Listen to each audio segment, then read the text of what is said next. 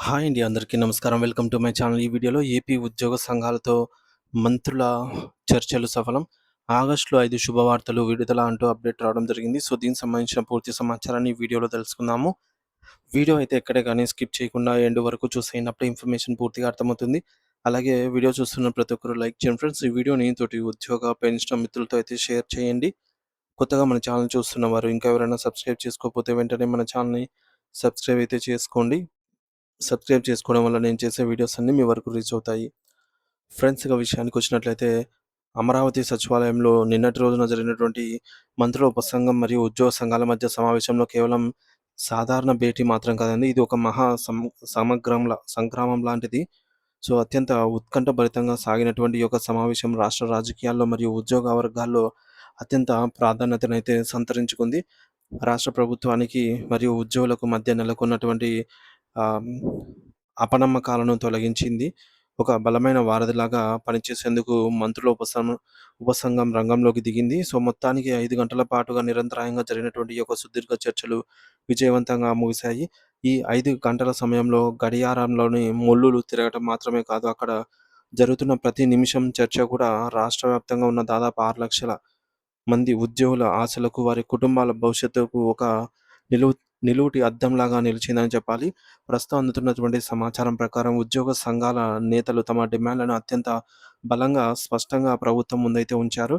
అయితే రాష్ట్ర ప్రభుత్వ ప్రధాన కార్యదర్శి సీఎస్ గారు ఈ యొక్క భేటీలో అత్యంత కీలకమైన మరియు బాధ్యతాయుతమైన పాత్రను పోషించారు.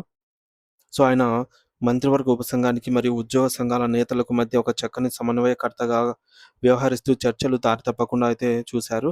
సో, ప్రభుత్వ యంత్రాంగానికి మరియు ఉద్యోగుల మధ్య గత కొంతకాలంగా నెలకొని ఉన్నటువంటి అగాధాన్ని పూడ్చి, వారి మధ్య సంబంధాన్ని తిరిగి బలోపేతం చేసేందుకు ఈ యొక్క సమావేశం ఒక గొప్ప వేదికగా అయితే నిలిచిందని చెప్పొచ్చు.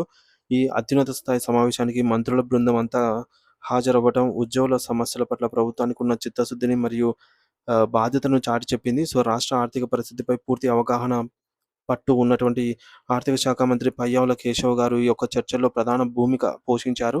అలాగే పరిపాలనాపరమైనటువంటి చిక్కుముళ్లను విప్పడంలో అత్యంత దిట్ట అయినటువంటి రెవెన్యూ శాఖ మంత్రి అనగాని సత్యప్రసాద్ గారు మరియు ఉద్యోగుల ఆరోగ్య భద్రతను నిరంతరం పర్యవేక్షించేటటువంటి వైద్య ఆరోగ్య శాఖ మంత్రి సత్యకుమార్ యాదవ్ గారు నేరుగా సచివాలయంలో భౌతికంగా హాజరయ్యారు.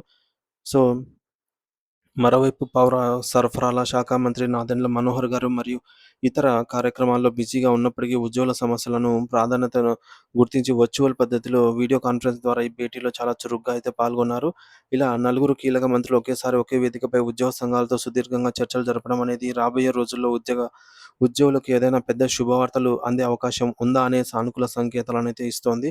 అధికారికంగా గుర్తింపు పొందినటువంటి దాదాపు 21 ఉద్యోగ సంఘాల నేతలు, అధ్యక్షులు మరియు ప్రధాన కార్యదర్శులు ఈ యొక్క సమావేశంలో తన గొంతును చాలా బలంగా వినిపించారు. ఏపీ ఎన్‌జీఓ, రెవెన్యూ ఉద్యోగ సంఘం మరియు రాష్ట్ర పెన్షనర్ల అసోసియేషన్ వంటి పెద్ద సంఘాల నాయకులు తమ సమస్యల సుదీర్ఘ చిట్టాను మంత్రుల ముందు అయితే ఉంచారు.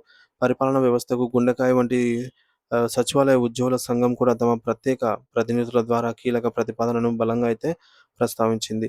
మరి గత ప్రభుత్వం హయాంలో ఇచ్చినటువంటి హామీలు ఏమయ్యాయి? ప్రస్తుత ప్రభుత్వం వాటిని ఎలా అమలు చేయబోతోంది అనే అంశాలపై ప్రతినిధులు మంత్రులను సూటిగా నిలదీశారు. ఉద్యోగుల ఆవేదనను, వారు అనుభవిస్తున్న ఆర్థిక ఇబ్బందులను మంత్రులకు క్షుణ్ణంగా వివరిస్తూ కాలయాపన చేయకుండా తక్షణ పరిష్కారం చూపాలని అయితే గట్టిగా డిమాండ్ చేశారు. సో, ముఖ్యంగా అమరావతి రాజధాని ప్రాంతంలో రాత్రింబవళ్లు కష్టపడి పనిచేస్తున్నటువంటి హెచ్ఓడి కార్యాలయ సిబ్బందికి మరియు లోక్ సత్తా భవన్ ఉద్యోగుల నివాస సమస్యలపై ఈ యొక్క సమావేశంలో లోతైన చర్చ జరిగింది. గతంలో విడుదలైనటువంటి జీవోఎంఎస్ నంబర్ 34 అండ్ 66 ప్రకారంగా తమకు న్యాయబద్ధంగా కేటాయించాల్సినటువంటి నివాస ఫ్లాట్‌లను ఎటువంటి ఆలస్యం లేకుండా వెంటనే అప్పగించాలని వారు కోరారు. రాజధాని తరలింపు సమయంలో ఎన్నో కష్టాలను ఓర్చి ప్రభుత్వంపై నమ్మకంతో ఇక్కడకు వచ్చినటువంటి ఉద్యోగులకు ఒక సొంత గూడు కల్పించడం ప్రభుత్వ కనీస బాధ్యత అని వారు గుర్తు చేశారు.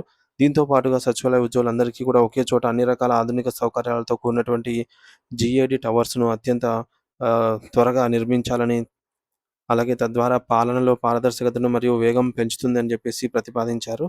ఇక ఆర్థికపరమైనటువంటి అంశాల్లో అన్నిటికంటే ముఖ్యమైనది 12వ వేతన సవరణ కమిటీ, 12థ్ పీఆర్సీని ఏర్పాటు చేయడం. సో, ఈ యొక్క ప్రక్రియ ముగిసేలోపు ఖచ్చితంగా మధ్యంతర భృతి ఐఆర్ ప్రకటించాలని, ఉద్యోగులు గట్టిగా అయితే డిమాండ్ చేశారు.